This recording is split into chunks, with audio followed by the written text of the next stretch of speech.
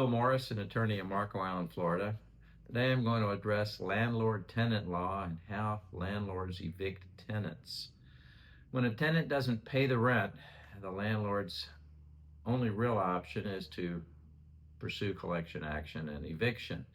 The process starts under Florida statutes by giving the tenant a 3-day notice.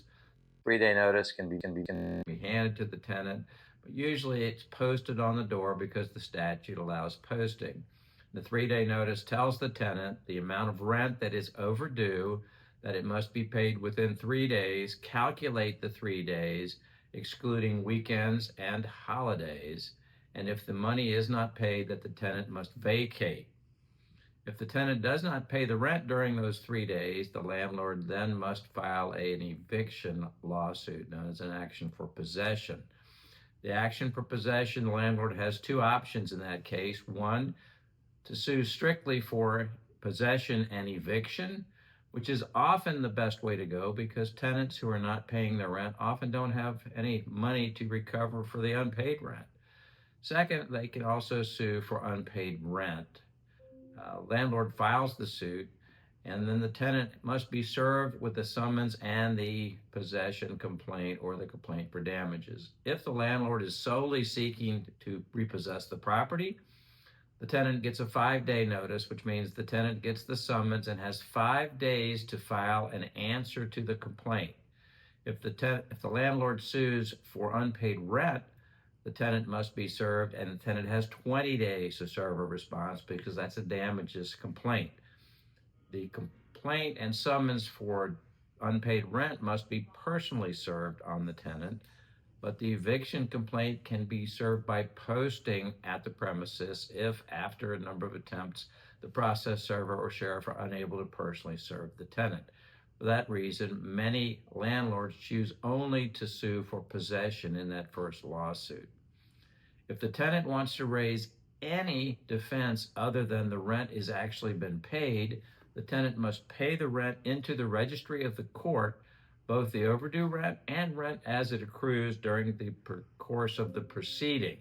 If the tenant fails to do that, the tenant can raise no defenses whatsoever, and the landlord is entitled to an immediate judgment for possession. Assuming that the landlord does eventually get a judgment for possession, usually because the tenant does not pay the rent into the registry of the court, the tenant doesn't automatically move out. The landlord still has work to do. The landlord must request that the court issue what's called a writ of possession, and the sheriff serves the writ of possession. The writ of possession can be posted at the property and does not have to be personally served on the tenant.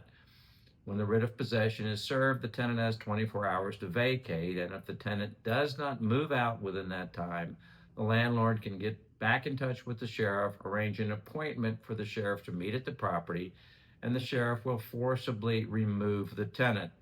The tenant doesn't have time to pack and take furniture or clothing with them when the sheriff shows up. The tenant is escorted to the curb, and that's why we recommend landlords meet the sheriff at the property with a locksmith to change the locks when the tenant is forced out.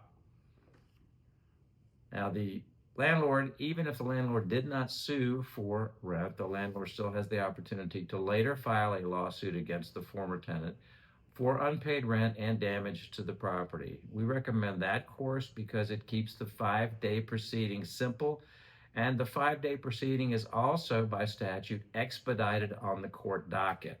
That means it moves ahead of other cases that the court would other hear, and these cases usually get to trial within 2 to 3 weeks. So it's a fairly quick process, although not as quick as most landlords like.